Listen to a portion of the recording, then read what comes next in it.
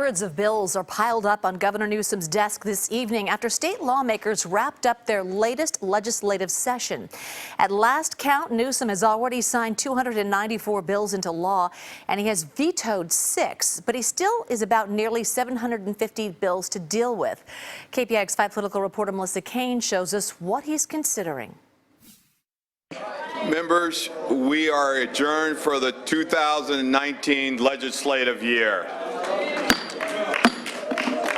The California state legislature passed more than 1,000 bills this year. Hundreds have already been signed into law by the governor, but more than 70% are still on his desk.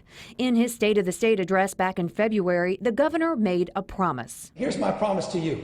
Get me a good package on rent stability this year, and I will sign it.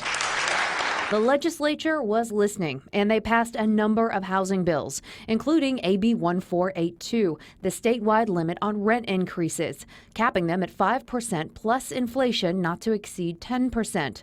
The bill expires in 10 years, and the governor says he will sign it. Another housing bill, AB 1487, is aimed at the Bay Area. It paves the way for a Bay Area-wide ballot measure to raise money for affordable housing. On the issue of public safety, a number of bills are aimed at regulating prisons and the police. AB 32 would ban the use of all for-profit prisons in California. And SB 230 requires all law enforcement agencies to have a written use of force policy, and that policy must include de-escalation. And AB 1215 prohibits the police from using facial recognition technology in their body cameras. San Francisco Assemblyman Phil Ting wrote that bill. If you put facial recognition software onto a body camera, then it's a tool of surveillance. And it's a tool of surveillance that's constantly on the move because it moves with the officer. He pointed to a study by the ACLU.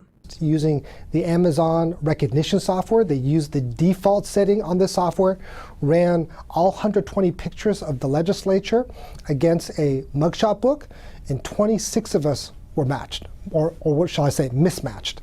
The ban would expire after 3 years. Ting hopes that short time frame will induce the governor to sign. When we left the assembly, it was a ban. It was shrunk to a 7-year moratorium based on their feedback, and now we shrunk it even further based on the feedback from the Senate. So we are hopeful that the governor will sign it. Melissa Caen, KPIX 5. The governor has until October 13th to clear that massive pile of paper on his desk.